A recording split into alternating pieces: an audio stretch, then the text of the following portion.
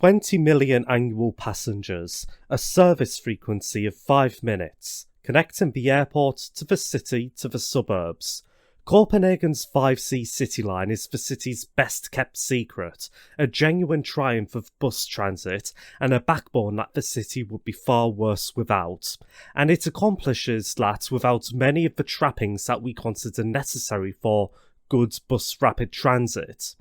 The infamous BRT scorecard tracks 30 factors that determine the quality of a BRT route. The Cityline lacks all 5 of the BRT basics: no dedicated right-of-way or off-board fare collection, roads and intersections frequently conflict with car traffic, and no platform level or even step-free boarding. The system also doesn't have dedicated shelters or stations. Yet the service's usefulness doesn't lie. First, let's backtrack a bit and get some backstory.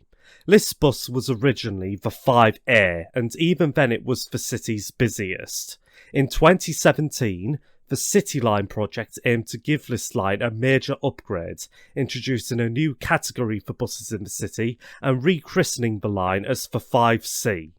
Upgrades include dedicated branding and a bus fleet for the line, with longer and higher capacity articulated buses by MAN. As mentioned in this intro, the 5C now gets 20 million passengers per year, making it the busiest bus line in all of Scandinavia. Density right alongside the line is very good, even in what would be described as a more suburban section of the route, and the line connects several major destinations together: Herlev Hospital, Nørrebro, multiple University of Copenhagen campuses, Nørreport, Copenhagen Central Station and Tivoli, as well as the city's airport.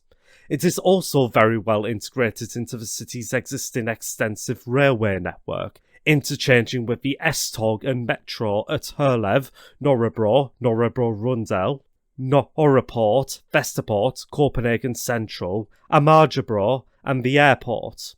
Frequency on this service is also excellent, with a target of a bus every 5 minutes.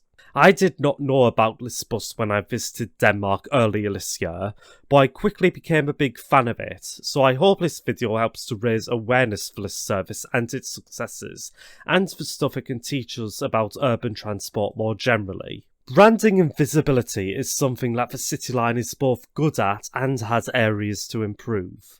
These buses have their own branding and iconography, plus their own colour on maps and bus stops. Bus shelters the service stops at is also decorated with this plus within a circle design. This is something Copenhagen does neatly in general, with each bus service being coloured and lettered to indicate their service type, from yellow to red A, blue S, green E, and the Cityline cyan C. It is easy for buses in even good transit cities to just exist as they are and not get much thought into advertising specific routes, which really hurts buses as they don't have fixed guideways, making it difficult to tell at a glance where a bus goes. If more core bus routes around the world got unique branding with clearly defined routes, that may be enough to raise ridership on them. The area to improve with the Cityline is raising awareness of the route before people visit the city. As I said, I had no idea about this service before I visited. Despite having a frequency that beats sections of the S-Tog and all local Tog and regional express lines, it's not on the city's rail map. The DOT's website doesn't really advertise it.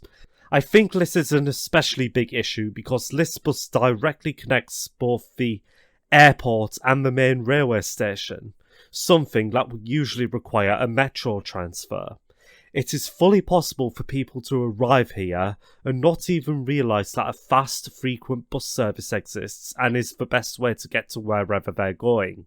This is just an issue with buses in general, where they play second fiddle to the rails and are rarely as well documented or advertised. I think the best city I've seen for solving these issues is Utrecht, where they've got a map that treats buses, heavy rail and trams equally, and clearly brands their buses based on their service type. Buses that congregate in the city centre are orange, buses that don't are turquoise, and the Cityline-esque frequent bus services, of which there are 6, have their own unique bright primary colours. I get that bus maps can quickly get messy, but I do think we generally need to get better at promoting routes and making what your core routes are more explicit is potentially a path to that. This is a bit of a personal rant space, but I get the feeling that a lot of dedicated BRT systems don't make the most of their routing and infrastructure. One of the big advantages of buses is that they are not fastened down by fixed infrastructure, so designing a BRT system to have an extremely restrictive and self-contained guideway feels like a waste in my opinion, creating a feeling of this would be better as a train. The Cityline understands this, and parts of the route are complemented by other bus routes. In the north, the 2A, 350S and 250S all run with the 5C. The 250S diverts to take an alternate route through the city centre before rejoining in the south, running on roads with the 77, 35 and 36. This is a win-win. Frequency on most of the Cityline's routes is even better for people going on shorter trips, and those other buses can all leverage the Cityline's infrastructure to improve their own service quality. The Cityline is therefore a BRT that takes advantage of the fact that it is a bus, with all the flexibility that involves, and so does better than some BRT systems that are very closed off to anything other than the dedicated service. The fact that Copenhagen was able to build a very useful bus line, not by building extensive busway infrastructure, but just by brute forcing as many buses as possible down an attractive corridor, should be a teachable moment. My theory is that the benefits of BRT are really just the benefits of frequency rather than the benefits of quality of service or infrastructure. What's clever about the Cityline is that it is very frugal but effective in its use of dedicated bus lanes. For its single core route down Nørrebrogade, there's this one short bus-only section of street that lasts for just a single block, and it turns out that is all you need to discourage through traffic down this area of road. For the rest of this street, cycle lanes, regular traffic and the Cityline all comfortably exist without major restrictions on any of them. Where roads widen out, you can have dedicated bus lanes, but I think Copenhagen is proof that the extensive kilometres of bus-exclusive lanes is unnecessary, and it is a lesson that every city should learn. As of currently, there are no plans to expand the Cityline itself. However, Copenhagen is investing in some new lines that will complement the 5C. In the short term, the Letbane will interchange with the 5C at the Herlev Hospital terminus, vastly improving orbital connections at that end of the line. In the longer term, if the second circular M5 metro line is built, it will interchange with the Cityline at Stengate as well as Amagerbro.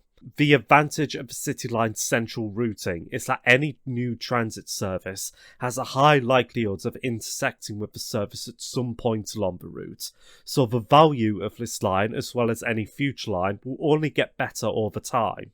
Although Copenhagen isn't planning any new Cityline BRT services, I think I should note that the Letbane is also replacing a highly used bus service, the 300S.